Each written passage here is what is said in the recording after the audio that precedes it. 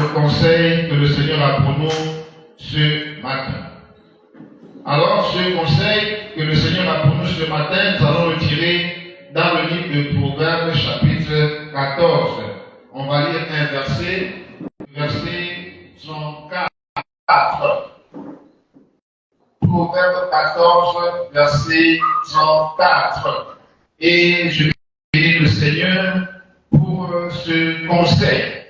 Et je vous prie de partager cette parole, ce conseil à tous ceux qui sont autour de vous et surtout à tous ceux qui sont à la tête de notre nation, car ce conseil nous concerne tous, mais aussi concerne surtout ceux qui ont en charge la destinée de cette nation. Donc partagez, car le Seigneur a une parole pour cette nation, le Seigneur a une parole pour nos autorités au travers donc de ce Proverbe 14, verset 34. Je vais donc le lire. Il est écrit: la justice élève une nation, mais le péché est la honte des peuples. Je reprends: la justice élève une nation, mais le péché est la honte des peuples. Alors donc, comme thème ce matin, nous allons retenir que c'est la justice qui élève une nation. Comme thème de notre prédication ce matin, nous dirons: c'est la justice qui élève une nation. C'est donc cette pensée que le Seigneur nous a donné de communiquer à son peuple et à la nation gabonaise. Et je nous prie véritablement de partager ce message afin que le plus grand nombre puisse l'écouter et venir à la pensée du Seigneur. C'est la justice qui élève une nation. C'est écrit: la justice élève une nation. Donc, bien aimés, nous comprenons que ce n'est que la justice qui élève une nation.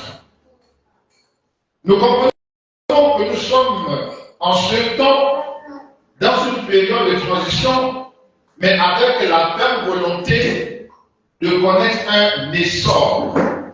Nous comprenons cette pensée, nous comprenons cette ambition, mais cette ambition ne saurait être bénéfique véritablement à notre nation si elle ne tient pas compte de la pensée de Dieu, si elle ne tient pas compte, de la volonté de Dieu, si elle ne tient pas compte de ce que Dieu veut et de ce que Dieu attend de nous, nous qui sommes le peuple, mais surtout de ce que Dieu attend des autorités qui ont en charge d'impulser cet essor, qui ont la responsabilité de conduire la nation vers justement la direction que eux, ils ont choisie pour nous. Et cette direction, c'est bien entendu l'essor vers la félicité. Il est temps pour nous de comprendre, que nous ne pourrons jamais atteindre l'essor, nous ne pourrons jamais atteindre la destination qui est le bonheur, la félicité, si on ne tient pas compte justement de la pensée de Dieu, de la volonté de Dieu, si on ne tient pas compte des désirs de Dieu dans ce que nous voulons faire. Alors, bien-aimés, comprenons que c'est la justice qui élève une nation. C'est la justice qui permet de connaître un essor.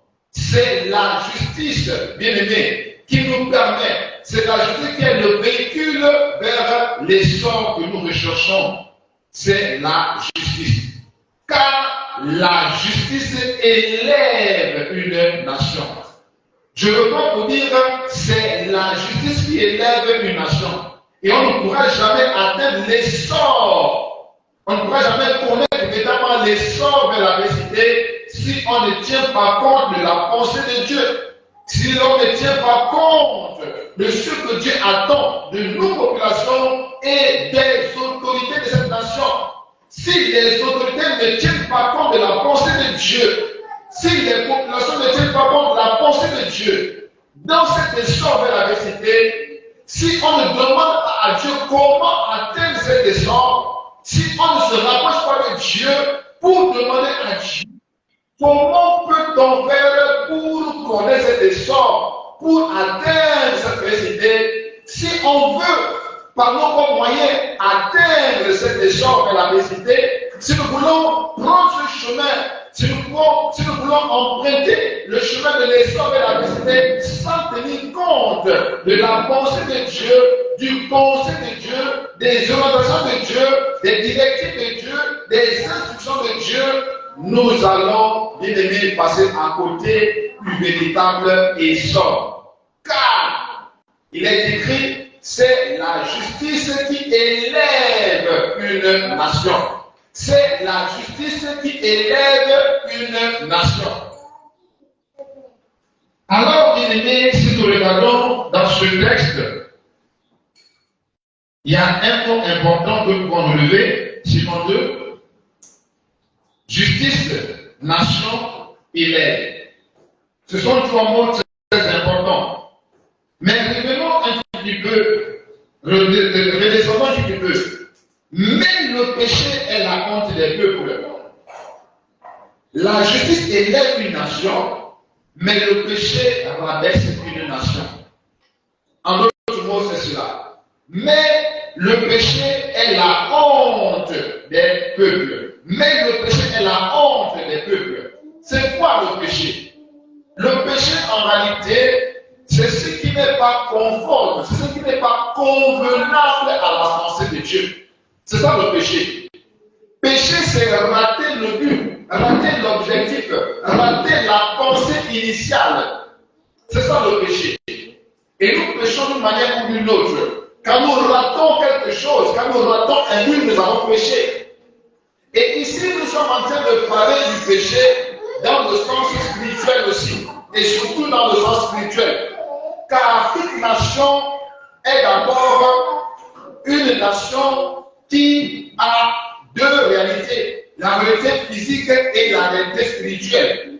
Et nous savons déjà que c'est la réalité spirituelle qui influence la réalité physique. Donc, la honte d'une nation vient lorsque elle rate d'accomplir la volonté de Dieu. La honte d'une nation vient lorsqu'elle passe à côté de la pensée de Dieu. Parce que Dieu a une pensée pour chaque nation. Dieu a une destinée pour chaque nation. Et comme dans chaque nation, il y a des hommes que Dieu peut utiliser, comme il a utilisé Moïse pour sauver son peuple Israël du jour de l'Égypte, de même l'Éternel a dans chaque nation des hommes qu'il suscite pour accomplir la pensée, la prophétie, la destinée qu'il a pour cette nation.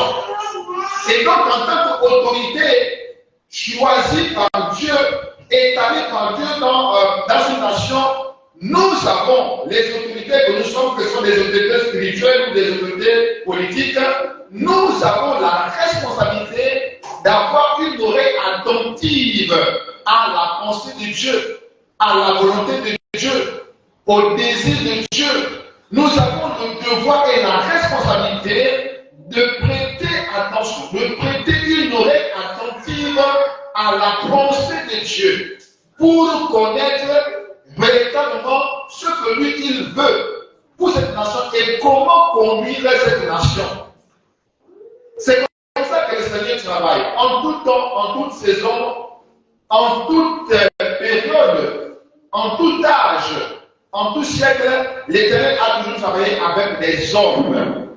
Et donc ces hommes ont la responsabilité, le devoir d'aller vers celui qui a la pensée pour pouvoir la recueillir et l'appliquer. De la même manière que le Premier ministre va vers le président de la République pour recueillir la pensée, la vision du gouvernement de la République pour la mettre en œuvre, de même aussi, les autorités établies dans une nation, dans un pays, ont le devoir d'aller vers l'autorité suprême qui est l'Éternel Dieu pour recueillir sa pensée pour la nation afin de la mettre en œuvre. Ne pas procéder ainsi, c'est péché. Ne pas s'adapter à ce protocole, c'est péché. Voilà pourquoi il y a des remaniements ministériels. Alléluia. C'est pour réajuster. C'est pour repositionner les hommes qui suivent le pas, qui suivent la direction tracée par donc, le Premier ministre et partant par le président de la République. Il en est de même temps, je le dis, pour notre Dieu. Il a une pensée pour chaque nation et donc les autorités établies choisies doivent se tourner vers ce Dieu pour lui demander la voie à suivre, pour prendre auprès de lui les conseils, pour prendre auprès de lui les instructions afin de les appliquer pour atteindre la destinée. Imaginez un tout petit peu si Moïse n'avait pas suivi la pensée de Dieu. Imaginez un exemple que Moïse ne partait pas au pied de la croix, je veux dire à la montagne. Ou encore, imaginez que Moïse ne partait pas à la montagne pour recevoir de Dieu des directives. Comment est-ce que la mission de Moïse pouvait réussir? Si Moïse, bien qu'il ne soit pas rentré à Canaan, se bat même à cause du peuple, bien qu'il n'a pas réussi lui-même à rentrer, mais quand même, le peuple, la promesse a été accomplie. Israël est rentré à Canaan comme promis. Donc, bien aimés, nous devons comprendre que nous devons aller vers celui qui nous a établis. Nous devons aller vers l'autorité qui nous a établis pour prendre auprès de lui la direction à suivre. Nous devons prendre auprès de l'autorité qui nous a établis les directives, les instructions que nous devons appliquer. C'est cela que l'autorité est préservée, l'ordre est respecté, et donc la propulsion vers la laïcité peut être donc possible et donc susceptible donc de recevoir un gain de cause. Alléluia. Donc c'est important pour nous bien aimés en tant qu'autorité politique ou spirituelle, ecclésiastique, d'écouter la voix de Dieu, de recevoir de Dieu les instructions et de les mettre en œuvre. Alors, c'est là que intervient cette parole ce matin, Proverbe 14, verset 34, où il est écrit: la justice élève une nation, mais le péché est la honte des peuples. Pour dire quoi? Pour dire que, en tant qu'autorité spirituelle ou ecclésiastique ou encore politique, nous avons le devoir d'aller vers l'Éternel pour appliquer l'ordre de mission qu'est de pratiquer la justice. L'ordre de mission que Dieu nous donne en tant qu'autorité sur la terre pour notre nation, c'est de pratiquer la justice afin que celle-ci nous conduise vers la félicité, afin qu'à travers elle, nous puissions connaître l'essor vers la félicité. Car c'est la justice qui élève une nation. Donc vous comprenez bien aimé que si nous ne partons pas vers le Père, le Créateur, le Père suprême pour prendre cette directive et l'appliquer, nous allons pécher. Et alors qu'est-ce qui adviendra? Il adviendra que, au lieu que nous puissions connaître l'essor de la vécité, nous allons plutôt connaître les abysses de la honte.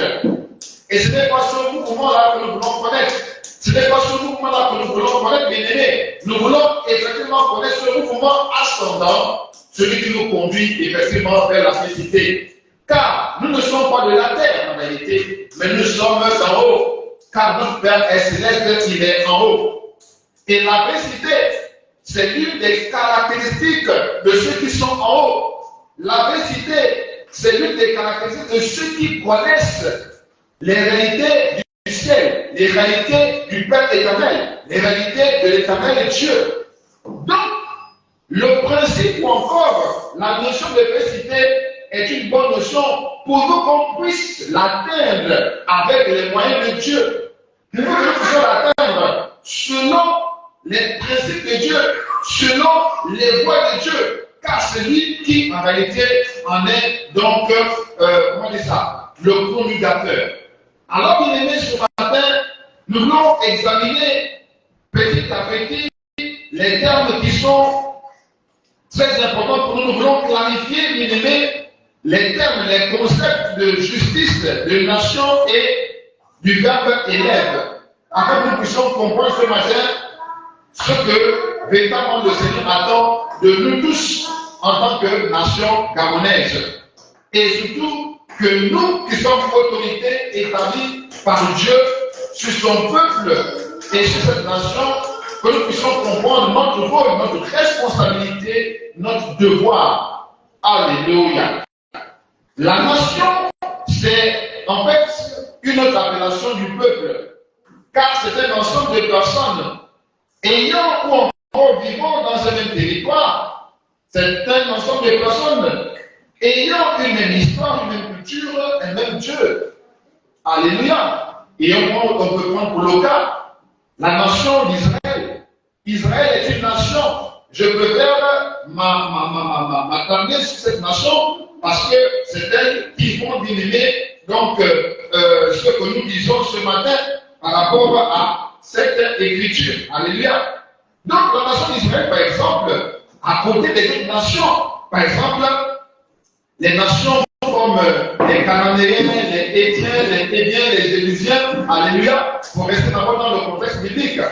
Donc la nation d'Israël, c'est cette nation qui renferme en son sein, un ensemble de personnes ayant une même culture, ayant une même croyance, ayant un même Dieu, ayant une même histoire et partageant le même territoire, même si pour certains, ils ont connu ce qu'on appelle l'exil, la déportation. Mais la base est la même. C'est d'abord une même histoire. Alléluia. Donc, la nation, c'est d'abord le peuple. C'est un ensemble de personnes vivant dans un territoire, ou pourquoi pas, qui peuvent être dans des territoires étrangers, mais qui ont d'abord des racines, qui ont d'abord une origine, la même terre. Alléluia. Et ayant la même culture, la même histoire. Ça, c'est la première conception de la nation. Un ensemble de personnes. Alléluia. Mais bien aimé, nous voulons rentrer dans une profondeur pour comprendre que la nation désigne aussi une personne. La nation désigne aussi une personne. Une personne peut être considérée aux yeux de Dieu comme une nation. Pourquoi? Parce que cette personne, non seulement a des potentiels qu'elle peut mettre en exergue pour influencer et changer son environnement, mais mieux encore, cette personne est capable d'avoir une postérité qui va perpétuer son œuvre. Voilà pourquoi la nation, c'est une personne et toute sa postérité par la suite. Donc moi, en tant que prédicateur, je suis une nation parce que j'ai un potentiel qui peut me permettre d'influencer le monde. J'ai un potentiel qui peut me permettre d'influencer mon environnement. Mais je suis nation parce que aussi, je peux produire. Je peux fournir une postérité qui pourrait continuer mon œuvre. Voilà pourquoi Dieu ou encore Jésus-Christ a une postérité. Selon l'Ésaïe chapitre 50, verset, je crois, 13. Verset 10, Ésaïe 53, verset 10. Jésus a laissé une postérité. Pourquoi? Parce que lorsqu'il est venu accomplir une œuvre, le ministère qu'il a accompli, il est mort, il est reparti au ciel, mais il a laissé des disciples qui sont là maintenant pour perpétuer son œuvre, pour perpétuer son mode de vie. Donc Jésus, il a une postérité. Donc Dieu a une postérité. Moi, j'ai une postérité. Et donc c'est tout ça que Dieu appelle nation.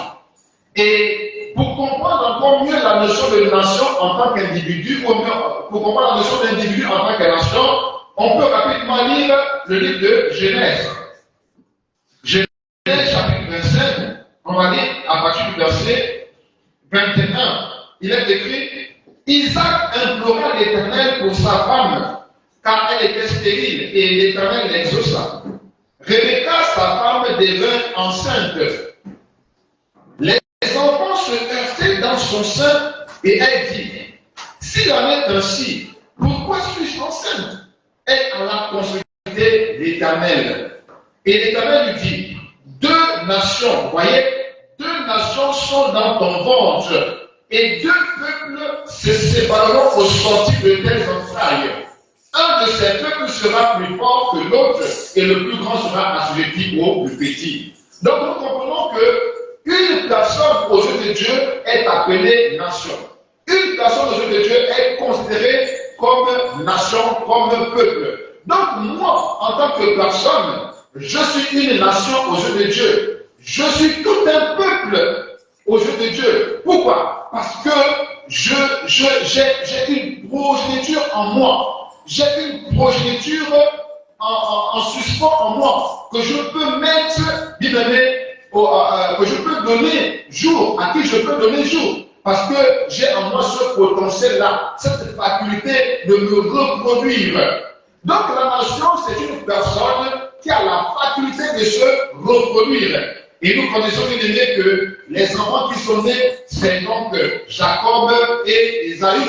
Et on déclare que voici la postérité d'Ésaü, voici la postérité de Jacob. Et si nous poussons bien la lecture, bien aimé, dans la suite des chapitres, nous allons constater que la nation d'Israël actuelle, c'est en réalité le fruit des entrailles de Jacob. Les 12 fils de Jacob, ce qui constitue, sont ceux qui constituent aujourd'hui la nation d'Israël. Donc, nous comprenons par là de manière tangible que une personne est appelée nation.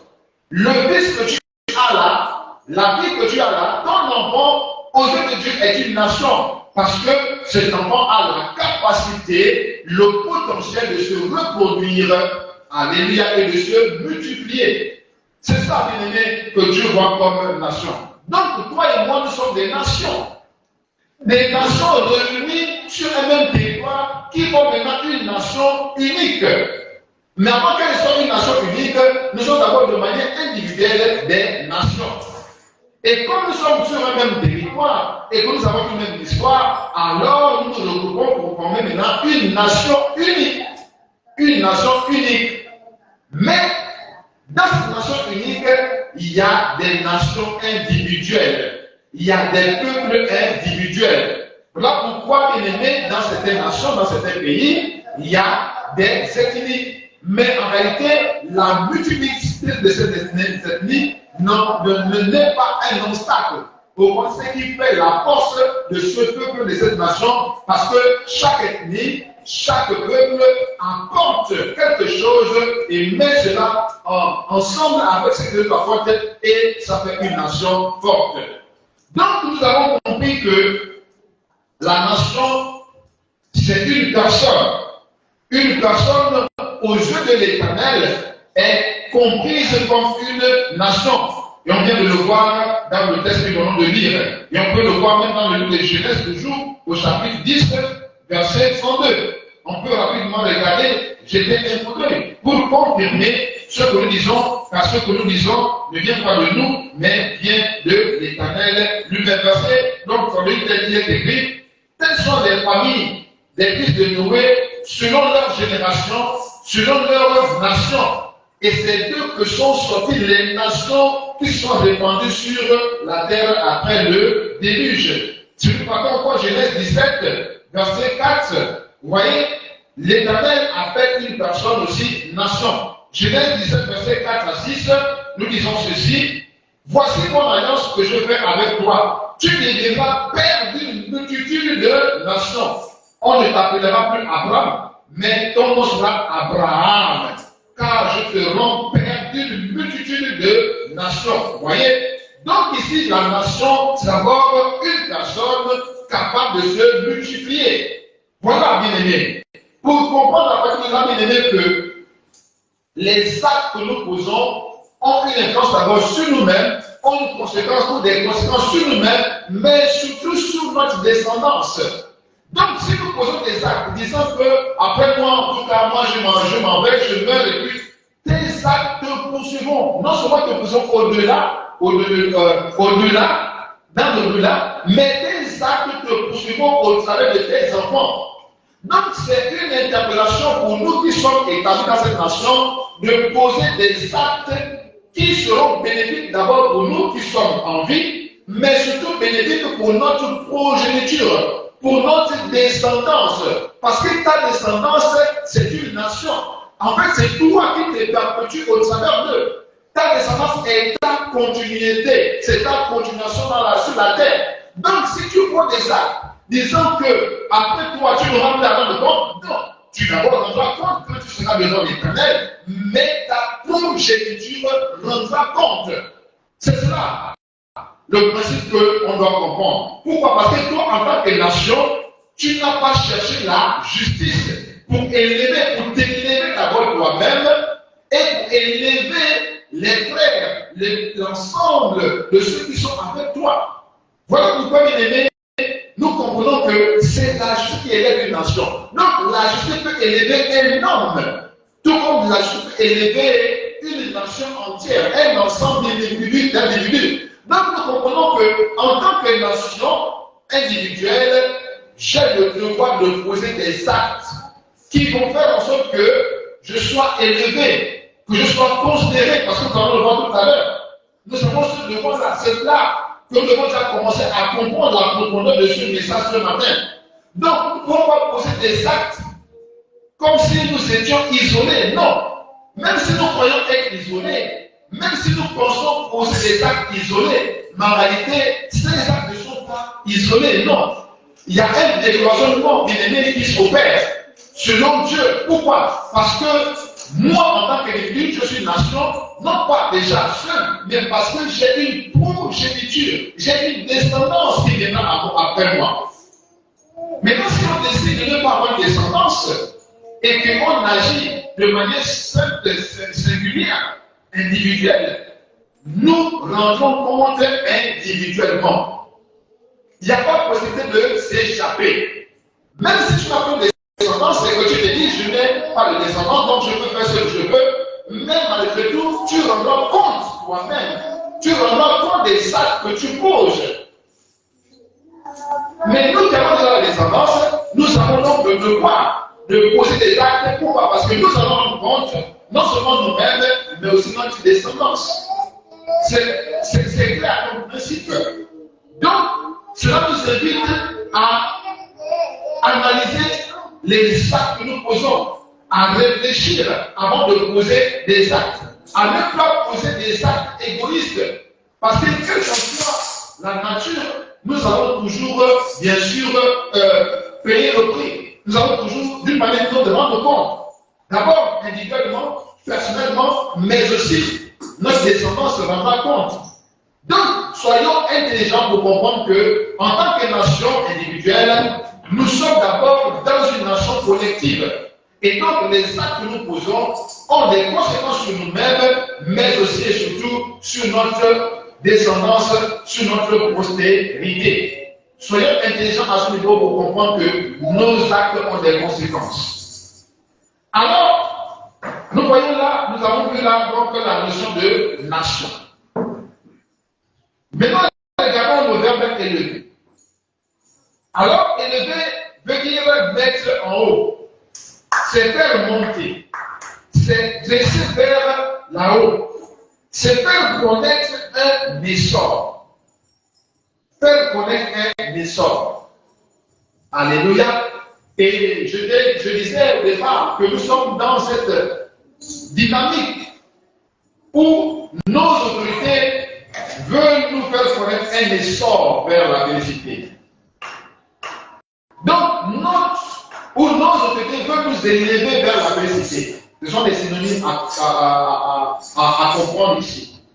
Donc, nous voulons connaître un essor. Nous voulons nous élever à un rang supérieur. Alléluia. Nous voulons connaître un nouveau statut. Un statut différent de celui qu'on avait hier dans notre pays, dans notre nation. Alors, pourquoi? Parce que justement, élever, c'est augmenter de valeur. C'est faire atteindre un rang supérieur, une position supérieure, un niveau supérieur. C'est augmenter de valeur et de considération. Nous étions depuis déjà un certain temps vraiment considérés comme des riens. On nous a longtemps méprisés, malmenés. Maintenant, nous voulons changer de niveau de statut, de valeur.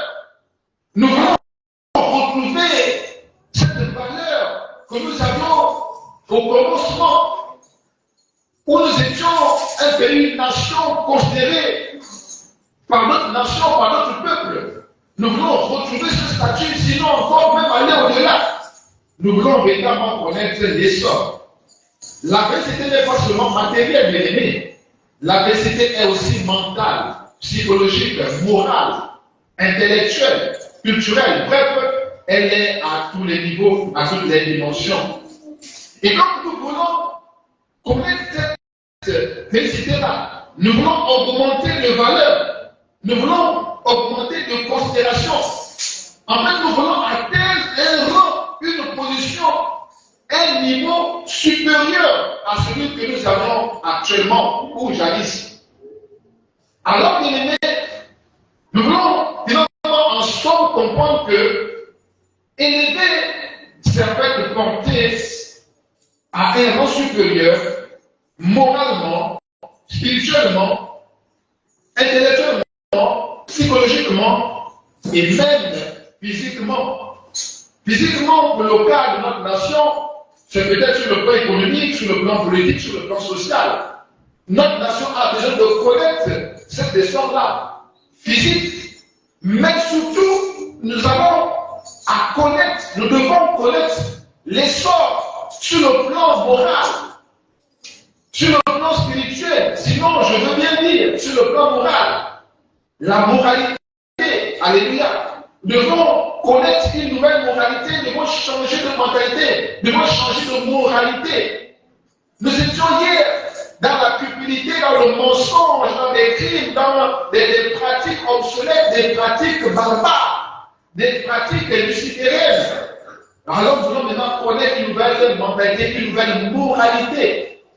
Nous voulons connaître une spiritualité pure, la spiritualité qui nous met direct en contact avec la divinité supérieure, c'est-à-dire l'éternel Dieu des armées, celui qui est venu en chair au milieu des hommes pour les sauver. Donc c'est de cette question-là dont il s'agit. C'est cette élévation que nous devons connaître. Alléluia. Et comment on connaît cette élévation, bien aimé? Nous l'avons déjà dit, c'est la justice qui élève une nation. C'est la justice qui élève une nation. Finalement, c'est quoi la justice? La justice, c'est la pratique de ce qui est juste, de ce qui est convenable, de ce qui convient à la morale. Je veux dire que la justice, c'est la pratique, c'est le fait de pratiquer ce qui est juste, ce qui convient à la morale. Pas ce qui convient aux intérêts des individus, non. La justice, c'est la pratique de ce qui convient à la morale, pas de ce qui convient aux individus, pas de ce qui convient aux intérêts des individus, des groupes, des sectes, non. Un groupuscule d'individus, non. Mais c'est ce qui est conforme à ce qui est juste, je veux dire à ce qui est moral. Donc la justice, bien aimée, c'est en réalité cette conformité avec la moralité. Je veux dire avec la morale. La justice, c'est ce qui est en conformité avec la morale, c'est-à-dire les principes divins. C'est ça la justice. C'est ce qui est conforme avec les principes divins.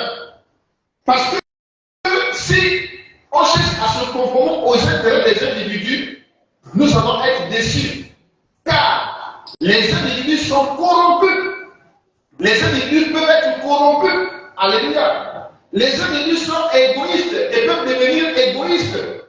Les individus peuvent être animés des sentiments ou encore des instincts bestiaux, des instincts précaires, sinon je veux dire des instincts primaires. Alléluia. Et à ce moment-là, si on essaie de se conformer à leurs intérêts, alors nous allons connaître non pas l'essor, mais plutôt la bassesse, mais plutôt la chute, dans les abîmes de la bassesse. Et ce n'est pas cela qui est attendu et voulu. Non seulement par Dieu lui-même qui est l'autorité de cette nation, mais par nous qui sommes les autorités de cette nation, ecclésiastiques comme politiques. Alléluia. Donc ici, nous comprenons que la justice, c'est ce qui est conforme à la morale. En fait, la justice, c'est le fait de faire ce que Dieu trouve convenable selon lui et non selon les hommes. Pratiquer la justice, c'est pratiquer tout ce qui est conforme à la volonté de Dieu. Tout ce qui est conforme au désir de Dieu. Tout ce qui est conforme à ce que Dieu veut. Si nous lisons le livre de Matthieu chapitre 3, verset 15, par exemple, Jésus va dire à Jean-Baptiste ceci. Verset 15, il est écrit ceci. Alléluia. Matthieu, on va dire Matthieu 3, verset 15, il est écrit ceci. Jésus lui répondit, laisse faire maintenant, car il est convenable que nous accomplissions ainsi tout ce qui est juste. Et Jean ne lui résista plus. Ici, pour bien comprendre ce passage, c'est Jésus, Dieu fait chair, qui est venu au milieu des hommes pour les sauver. Et il fallait passer par un processus. Il fallait répondre aux exigences de l'accomplissement de la pensée de Dieu. Et il y avait donc une procédure à suivre. Jean, dans sa réflexion humaine, voulait faire autrement, pensant bien faire. Mais Dieu venu en chair lui-même dit non, laisse faire ainsi, car c'est comme ça que la justice va s'accomplir. Donc la justice c'est l'accomplissement de ce que Dieu lui-même veut.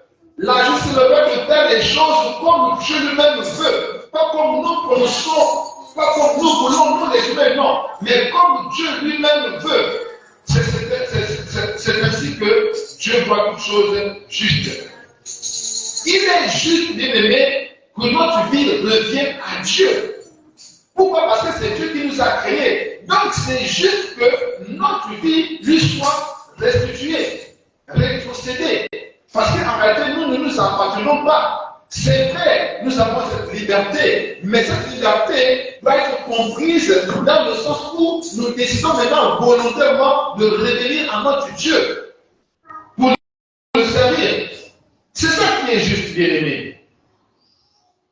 Alors, nous comprenons finalement que la justice n'est rien d'autre que la satisfaction en priorité du cœur de Dieu. Satisfaire le cœur de Dieu. Faire ce que Dieu veut. Ce que Dieu attend de toi et de moi. Ce n'est que justice, bien aimé. Ce n'est que justice. Le cœur de Dieu, c'est son peuple pour lequel il est mort à la croix. Car on le dit toujours, c'est écrit dans la parole de Dieu. Là où se trouve notre cœur, c'est là aussi que se trouve notre trésor. Si Dieu est venu mourir pour nous sauver, c'est parce que nous sommes pour lui un trésor. Donc, si nous voulons toucher le cœur de Dieu, alors nous devons tout faire pour que ce pourquoi Dieu est mort soit donc pris en considération. Donc, pour son peuple, on doit ménager le peuple de Dieu. On doit prendre soin du peuple de Dieu. Je m'adresse donc aux responsables ecclésiastiques d'abord. Nous, en tant que responsables ecclésiastiques, en tant que pasteurs établis par Dieu, nous avons le devoir de prendre soin du troupeau. Nous avons le devoir de prendre soin des brebis du Seigneur. Nous avons le devoir de prendre soin du peuple de Dieu convenablement. On doit prendre soin du peuple de Dieu convenablement, c'est-à-dire comme Dieu veut, pas comme nous voulons. On va traiter le peuple de Dieu comme Dieu veut, pas comme nous voulons. Non, bien aimé. C'est une erreur de penser que le peuple de Dieu sur lequel il nous a établis nous appartient. C'est une erreur grave.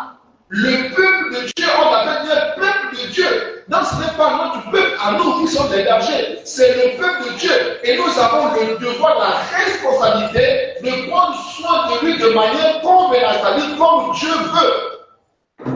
Lisons Matthieu chapitre 24, verset 45. Il a écrit ceci. Quel est donc le serviteur fidèle et prudent que son a établi sur ces gens pour leur donner la nourriture au temps convenable. Au temps convenable. Oui, bien aimé, il y a un temps pour toutes choses. Le temps dans lequel nous sommes, c'est le temps de la fin. C'est le temps de la fin. Nous sommes arrivés au terme du temps que le Seigneur a donc accordé à l'humanité. Bientôt nous allons rentrer en jugement devant le Seigneur. Et donc, en ce temps, nous devons donner la nourriture convenable, la nourriture appropriée au temps actuel. Et donc, en tant que berger, nous devons le comprendre d'abord et surtout s'y atteler. Car c'est là que nous serons jugés. Nous serons jugés sur la base des actes que nous aurons posés, mais aussi sur la base de la mission qui nous a été établie. Nous allons rendre compte sur les œuvres que nous avons posées et sur la mission qui nous a été impartie. C'est lorsque, par exemple, nous partons en mission que nous rendons compte au retour. Alléluia. Donc ici, nous avons besoin d'être fidèles à Dieu et surtout prudents. Pourquoi? Parce que l'ennemi est là, il guette, il cherche à détourner les serviteurs de Dieu de leur mission pour que demain, quand ils vont rendre compte, ils soient disqualifiés. Alors, la prudence est véritable à ce niveau-là. Et surtout, nous devons être fidèles à notre Dieu, pas fidèles aux hommes. Non, nous ne sommes pas fidèles aux hommes, mais nous sommes fidèles à Dieu. Donc, les fidèles que nous avons l'habitude d'appeler les fidèles, non fidèles, là, non, c'est un langage abusif. Nous sommes les fidèles de Dieu. En tant que peuple de Dieu, nous sommes fidèles de Dieu. Et en tant que serviteurs de Dieu, nous devons être fidèles à celui qui nous a appelés. Nous ne devons pas être fidèles aux hommes. Non, nous sommes fidèles à celui qui nous a appelés. De même aussi, ça descend maintenant aux hommes politiques. Vous n'êtes pas fidèles au peuple, non, mais vous êtes d'abord fidèles avant tout à celui qui vous a donné l'autorité. On va dire là que toute autorité vient de Dieu. Donc, toi, homme politique, toi, chef d'un parti politique, toi, ministre, toi, président de la République, toi, roi, toi, reine, toi, prince, tu dois comprendre que tu dois fidélité absolue, tu dois loyauté absolue à celui qui t'a donné cette autorité-là, c'est-à-dire l'Éternel. Mais l'Éternel exprime sa souveraineté au travers du peuple. Alléluia. Mais, bien aimé, nous devons comprendre que celui à qui nous devons d'abord une loyauté absolue, c'est d'abord celui qui nous a donné cette autorité-là. Aucun peuple ne peut élever un homme sans la volonté de Dieu. Je refais pour dire, aucun peuple ne peut élever un homme sans la volonté de Dieu. Alléluia. Donc, pour que tu sois élevé au-dessus d'un peuple, il faut d'abord qu'il y ait l'auteur de l'élévation. Il faut d'abord qu'il y ait la volonté, le choix, la décision de l'auteur de l'élévation. Car c'est l'Éternel qui élève et qui rabaisse. C'est l'Éternel qui élève en tant que président de la République, en tant que roi, en tant que prince, en tant que directeur, en tant que président de ceci, de cela. C'est l'Éternel qui élève. Car toute élévation vient de Dieu. Car toute autorité vient de Dieu. Donc, c'est une erreur de croire que l'autorité que j'ai vient d'un peuple. Non. C'est mal voir l'origine même, le générateur même de cette autorité. Le véritable pouvoir ne vient que de Dieu. Car le pouvoir de l'autorité vient de Dieu. Car l'élévation vient de l'Éternel. Donc, nous comprenons que nous devons être fidèles à celui qui nous a élevés. Car, comme je le dis encore, aucun peuple ne peut élever un homme en dehors de la volonté de Dieu. Car celui qui permet, celui qui interdit, celui qui ouvre, et personne ne peut fermer, et celui qui ferme, et personne ne peut ouvrir.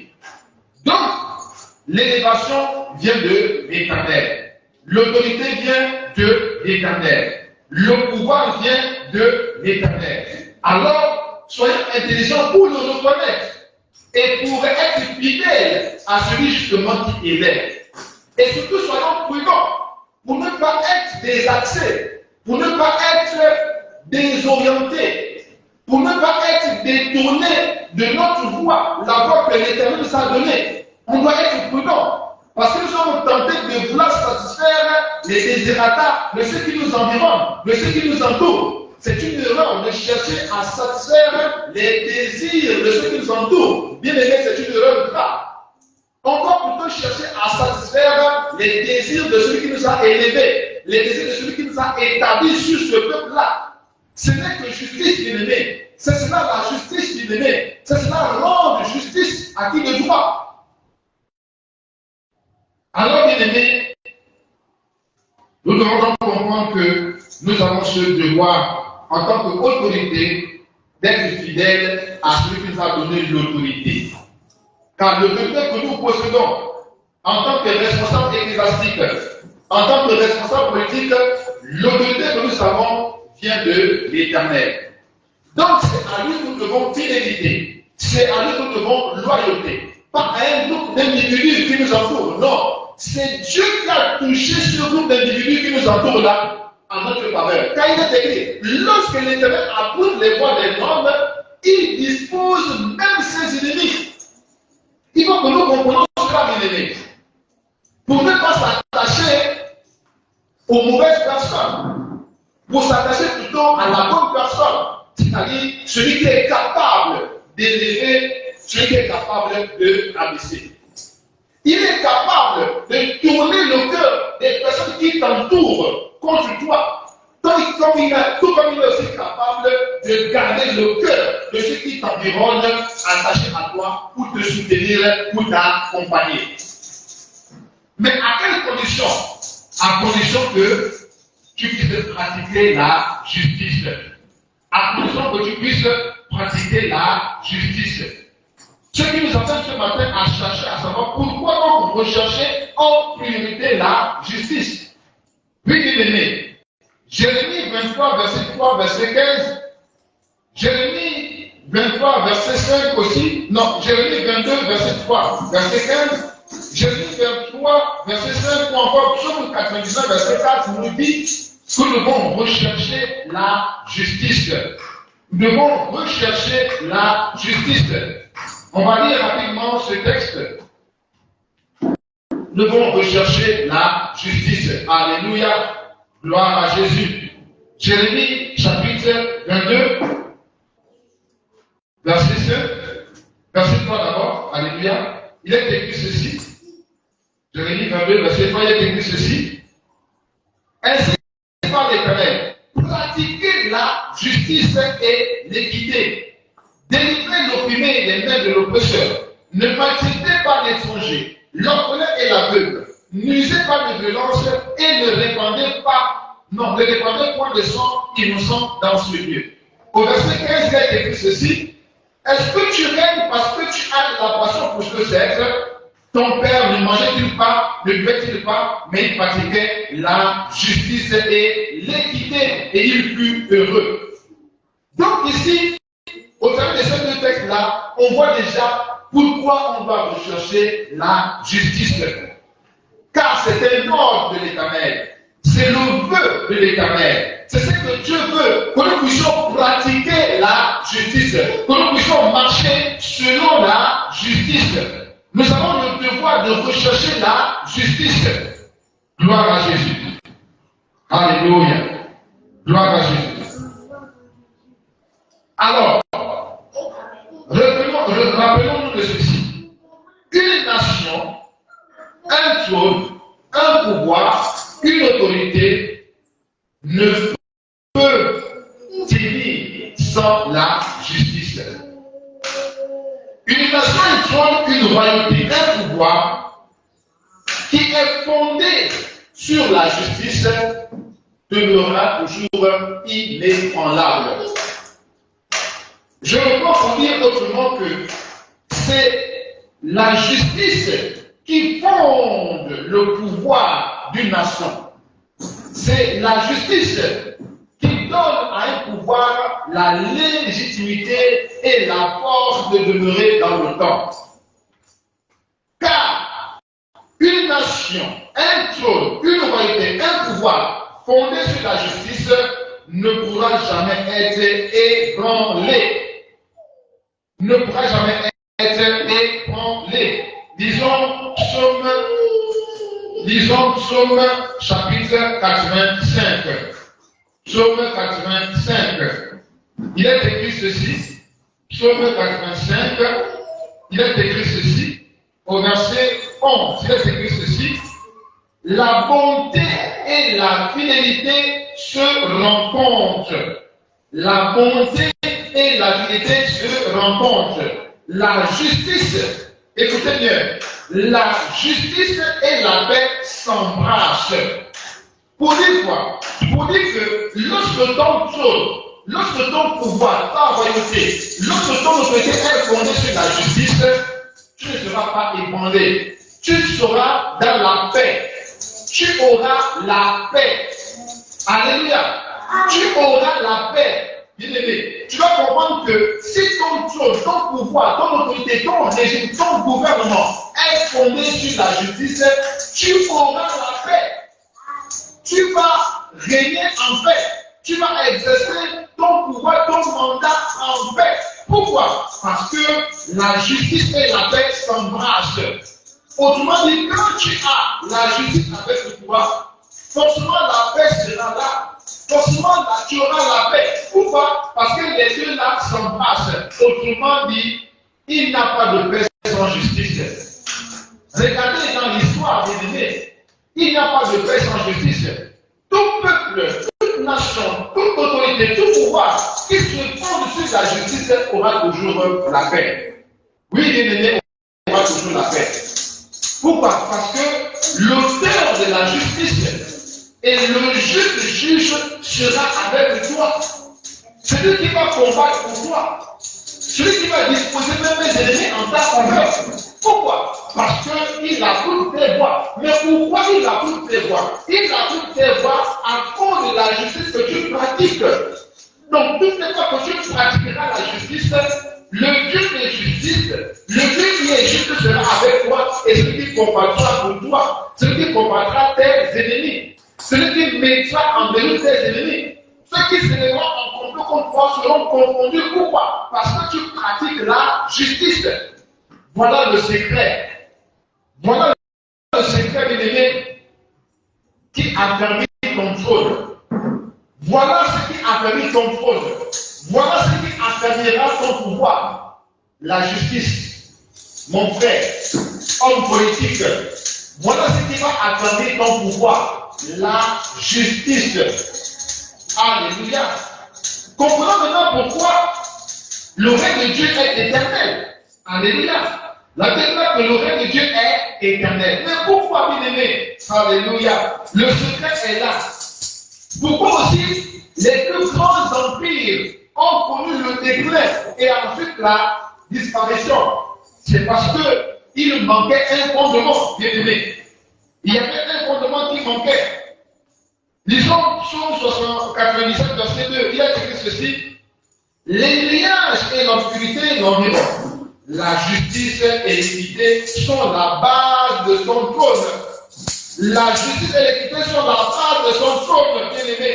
Donc si le règne de l'éternel est éternel, si Dieu conserve à perpétuer son trône, c'est parce que celui-ci est fondé sur la justice. Donc si tu veux fonder ton pouvoir, si tu veux fonder ton gouvernement vraiment dans le temps, si tu veux affermir ton trône, ton gouvernement, ton pouvoir, ton côté dans le temps, pratique la justice. Car tout pouvoir fondé sur la justice demeurera toujours. Voilà pourquoi le trône de David sera toujours à David. Pourquoi? Parce qu'il a fondé sur la justice. Alléluia. Donc si les grands empires ont connu les déclins, c'est parce qu'à un moment donné, ils sont tombés dans le péché. Et je disais que le péché, c'est rater l'objectif. C'est rater le but pour lequel nous avons été investis. Nous avons été investis du pouvoir de l'autorité pour faire la volonté de l'Éternel. Pas pour maintenant s'accaparer de cette autorité, de ce pouvoir-là, pour nos propres intérêts, ou bien pour les intérêts de notre clan. de notre ethnie. Non. Nous avons été investis de ce pouvoir-là. Nous avons été ici à ce moment-là pour l'intérêt général et pour l'intérêt de Dieu. Voilà le principe élevé. Gloire à Jésus. Donc nous comprenons qu'il y a ce fondement qui manquait. Le fondement qui est la justice. Oui, bien aimé. Le secret, donc, c'est le fondement qui est la justice. En d'autres termes, c'est la justice qui va permettre un pouvoir. Je l'ai déjà dit et pour le répéter pour que ça soit compréhensible pour tout le monde. Pourquoi? Parce que, bien aimé, la justice agit comme un bouclier, un rempart pour le roi. Oui, bien aimé, pour quiconque exerce le pouvoir ou l'autorité quelque part. C'est la justice qui sera ton rempart. C'est la justice qui sera ton bouclier. Oui, même si les ennemis se lèvent autour de toi, mais à cause de la justice que tu pratiques, tu seras protégé. Oui, tu seras protégé à cause de la justice que tu pratiques. Parce que Dieu est juste. Il est le juste juge. Il est le Dieu de justice. Et donc, il sera avec toi. Même si tout autour de toi il y a des ennemis qui t'environnent, tu seras comme une rose au milieu des ronces. La rose au milieu des ronces restera toujours rose. Par son parfum, par sa couleur, par sa délicatesse. Oui, bien aimé, pratique la justice et tu considéreras la faveur de Dieu sur toi. Alléluia. La justice, c'est bien aimé, parce que c'est la justice qui fait gagner le corps du peuple. Oui, bien aimé, c'est la justice qui fait gagner le cœur du peuple. Tu ne pourras jamais gagner le cœur du peuple pour longtemps en faisant des choses qui vont seulement leur plaire. Non. Parce que le peuple est ingrat et égoïste. Le peuple oublie facilement les bienfaits. Oui, bien aimé, le peuple oublie facilement les bienfaits. C'est plutôt la justice qui va te faire gagner ce peuple pour toujours. Aujourd'hui, si nous sommes en train de parler de Thomas Sankara, les grands hommes qui ont impacté, bien aimé, pourquoi? C'est parce qu'ils étaient animés d'un sentiment de justice. Ils voulaient rendre justice à leur peuple. Ils voulaient restituer la dignité de leur peuple que le colon avait bafoué. Et même au milieu de les autres avaient bafoué. Quand tu es animé de ce sentiment de justice, mon frère, ma soeur, même si tu ne mets pas longtemps sur la terre, mais les actes que tu poseras vont parler pour toi et vont faire perpétuer ta mémoire. Ces actes-là vont continuer ta vie sur la terre. On continuera toujours à parler de bien, en bien de toi, bien-aimé. Aujourd'hui, nous sommes fiers de Thomas Sankara. Pourquoi? Parce qu'il était animé des grandes valeurs, parmi lesquelles la justice. Or, Dieu il aime la justice, car lui-même il est juste. Et son trône est fondé sur la justice. C'est alors que toi aussi, tu seras vraiment au-delà de ta génération. On parlera de toi au-delà de ta génération. Pourquoi? Parce que tu vas poser des actes de justice. Car oui, bien aimé, tu dois le savoir ce matin. Faire des œuvres de bien-être, ce n'est pas mal. C'est une bonne chose. Mais poser des actes de justice, c'est cela qui est divin. Oui, bien aimé, on peut faire des actes de bienfaisance. On peut faire des actes qui font du bien à la chair, qui font du bien aux gens, qui leur procurent de l'aisance matérielle. C'est une bonne chose. Mais si tu poses des actes de justice, c'est cela, bien aimé, qui révèle la divinité. C'est cela qui glorifie la divinité. C'est ça, bien aimé. Poser des actes de justice est divin. Je le répète, bien aimé, poser des actes de justice est divin. Faire des œuvres de bienveillance, faire des œuvres de bien-être, c'est une bonne chose. Mais ce qui est divin, c'est quoi? C'est la pratique des œuvres de la justice. Oui, bien aimé. Et nous l'avons lu tout à l'heure dans le livre de Jérémie, chapitre 29, verset 3. Les actes de justice, c'est dans le livre de Jérémie, chapitre 29, verset 3, pour ne plus revenir, parce que tu n'as pas le temps. Donc, bien aimé, ce qui va te faire gagner le peuple de Dieu, ce qui va te faire gagner la faveur de Dieu, c'est la pratique de la justice. Car il est écrit, qu'on célèbre la force du roi qui aime la justice. Qu'on célèbre la porte du roi qui pratique la justice, qui aime la justice, qui a permis ses œuvres par la justice. Voilà bien aimé la vérité, voilà bien aimé la vérité. Donc, tu seras célébré.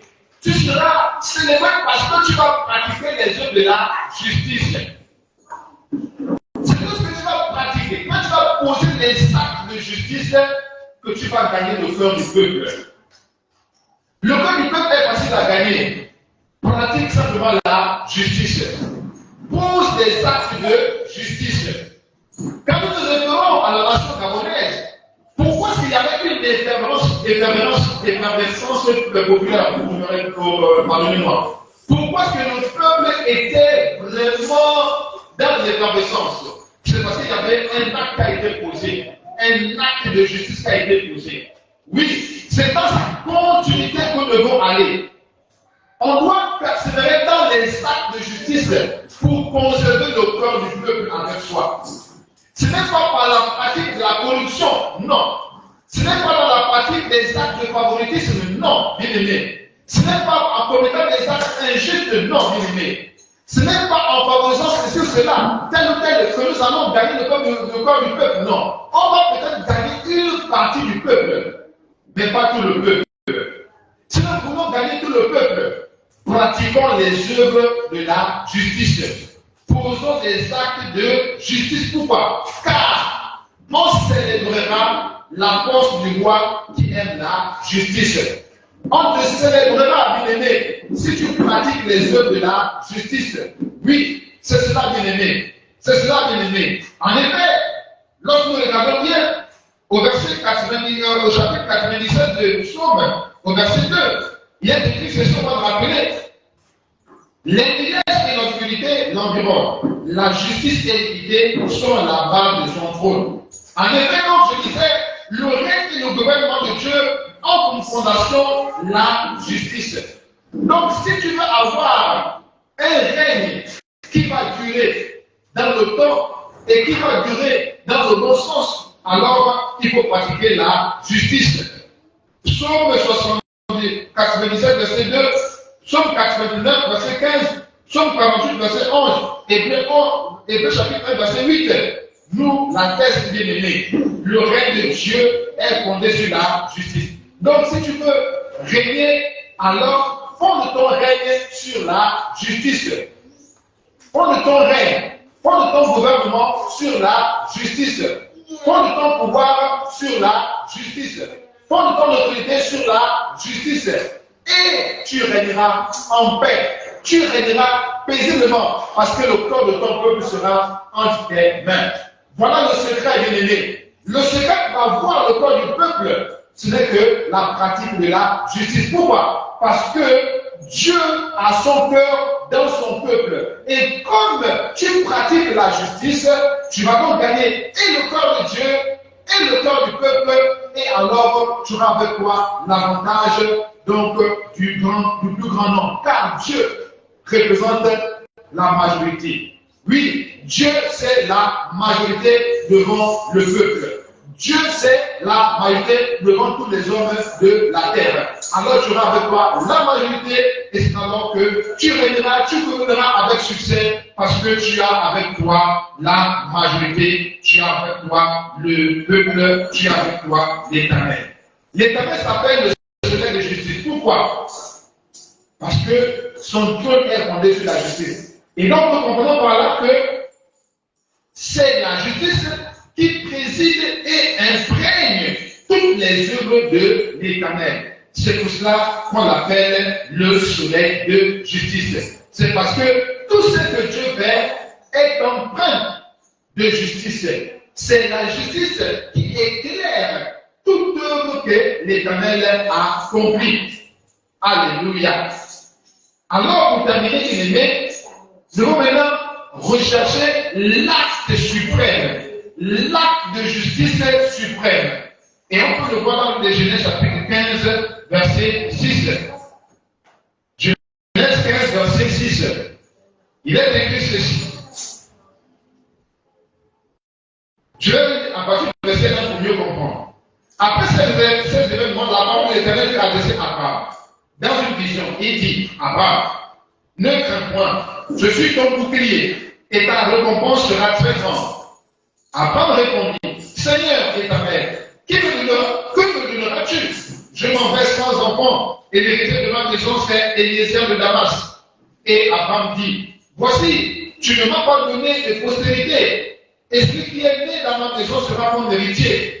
Mais alors la parole de l'Éternel lui fut adressée ainsi, ce n'est pas lui qui sera ton héritier, mais c'est celui qui sortira de tes entrailles qui sera ton héritier.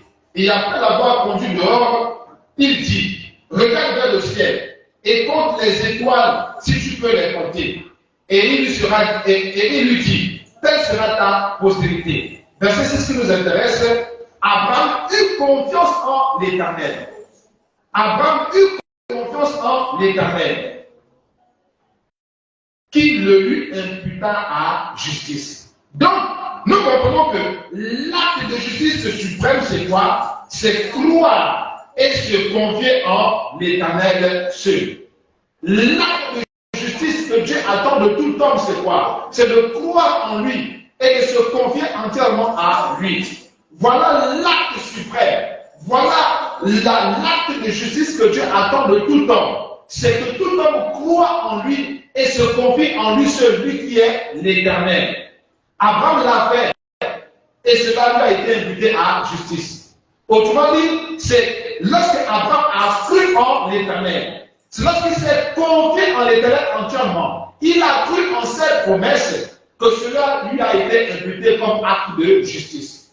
Donc, l'acte suprême, l'acte de justice suprême, l'acte que tout homme devrait poser pour, bien aimé, rentrer dans la justice de Dieu, c'est de croire en l'Éternel, c'est de se confier en l'Éternel au travers de son Fils Jésus-Christ de Nazareth. Car il est écrit, crois au Seigneur Jésus et tu seras sauvé, toi et toute ta famille. Alors, bien aimé, en conclusion, nous devons comprendre qu'il est important pour nous de croire en l'Éternel. Si nous lisons dans le livre de Psaume, bien aimé, nous serons édifiés, nous allons terminer par là. Psaume chapitre 4 d'abord. On va lire le chapitre 4 d'abord et nous allons remonter au chapitre 37. Psaume chapitre 4. On va lire le verset 6. On termine déjà. Il est écrit, offrez des sacrifices de justice et confiez-vous à l'Éternel. Voyez, offrez des sacrifices de justice et confiez-vous à l'Éternel. Donc, bien aimés, nous sommes tous appelés à offrir à Dieu des sacrifices de justice. Autrement dit, l'ensemble des actes que nous posons doivent être empreints de justice. Nous devons faire en sorte que les actes que nous posons, c'est vrai, ce n'est pas toujours facile, mais cela doit être notre mode de vie. Donc les actes que nous posons doivent nous coûter, bien aimé, cher c'est vrai, mais que cela soit empreint de justice. Car ce sont les sacrifices de justice que l'Éternel attend de toi et de moi. Les sacrifices de justice. Parce que quand on entend sacrifice, ça veut dire des choses qui nous coûtent vraiment cher, des choses difficiles à accomplir. Mais c'est ce que Dieu attend de toi et de moi. Aimer son ennemi, ce n'est pas facile. Oui. Aimer celui qui nous a fait du tort, du mal, quelque part, ce n'est pas facile. Mais lorsque nous allons arriver à ce stade, bien aimé, cela paraîtra comme un sacrifice. Parce que c'est juste, ce n'est que justice que de pardonner. Ce n'est que justice que d'aimer tout homme sur la terre. Alléluia. Car Dieu nous a tous aimés, sans exception, sans parti pris. Donc ce n'est que justice que nous aussi, nous passons comme lui. Donc, nous devons offrir à Dieu des sacrifices de justice et surtout nous confier en l'Éternel Dieu. Oui, bien aimé. Pourquoi? Parce que Dieu aime la justice. Oui, bien aimé. Dieu aime la justice. Donc, nous devons pratiquer les œuvres de justice. Nous devons offrir à Dieu des sacrifices de justice. Nos actes doivent être empreinte, éclairée par la justice divine. Pas par notre propre justice, non, mais par la justice divine. C'est cela que nous devons faire. C'est de tels actes, bien-aimés, c'est de tels actes que Dieu attend de nous. On va lire d'abord le psaume 11. Dans ce 7, il est écrit, car l'Éternel est juste, il aime la justice. Les hommes droits contemplent sa face. Donc, nous sommes appelés à offrir à Dieu des sacrifices de justice. Pourquoi? Parce que Dieu aime la justice. Et lui-même, il est juste. C'est lui le soleil de justice. Alors, donc, nous devons offrir à Dieu des sacrifices de justice. Nos œuvres, nos actes doivent être empreintes de justice. C'est la justice qui doit nous animer en tout temps. Alléluia. Gloire à Dieu. Et pour terminer, psaume 37, nous sommes toujours dans la même logique, bien aimé. Psaume 37, verset 7, il est écrit ceci. Garde le silence. Psaume 37, verset 28, pardon. Entendez, il est écrit ceci. Car l'Éternel aime la justice et il n'abandonne pas ses fidèles. Ils sont toujours sous sa garde. Mais la postérité des méchants est retranchée. Voilà pourquoi, bien aimés, nous devons appeler la justice dans les moindres de nos actes. Parce que l'Éternel aime la justice et n'abandonne pas ses fidèles. Tu seras fidèle à Dieu quand tu pratiqueras la justice. Tu seras fidèle de Dieu quand tu vivras dans la justice, quand tu pratiqueras la justice. C'est tous ceux qui pratiquent la justice qui sont appelés fidèles de Dieu. Oui, bien-aimés, nous sommes des fidèles de Dieu si seulement si nous pratiquons la justice. Et nous serons toujours sous sa garde. Nous sommes sous la garde de l'Éternel si nous pratiquons la justice. Là, c'est quand celui qui bâtit une maison sans l'Éternel bâtit en vain. Celui qui garde une ville sans l'Éternel garde en vain. Donc, toi, mon frère, ma soeur, sache que celui qui peut mieux te garder, ce n'est que l'Éternel. Alors, tu vas payer le prix. Le prix à payer pour que l'Éternel te garde, c'est la justice.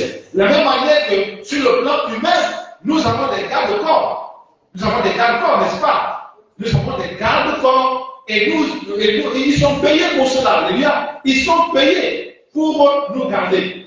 Oui, bien aimés, ils ont un prix pour le service qu'ils donnent. De la même manière aussi que nous avons à payer un prix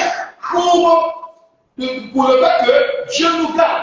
Donc si nous voulons que Dieu nous garde, il a son salaire. Son salaire, c'est quoi? C'est la justice. Il veut seulement qu'on pratique la justice et tout. Voilà le salaire de Dieu pour qu'il soit notre protecteur. Alors, mon frère, ma soeur, recherchons la justice. Pratiquons la justice, c'est ainsi que nous aurons du succès, c'est ainsi que nous aurons bien sûr la faveur de Dieu, c'est ainsi que nous serons sous la garde de l'Éternel. Alléluia. Que le Seigneur nous aide, que le Seigneur nous aide à demeurer dans la justice, à pratiquer la justice en tout temps. Que le Seigneur nous bénisse.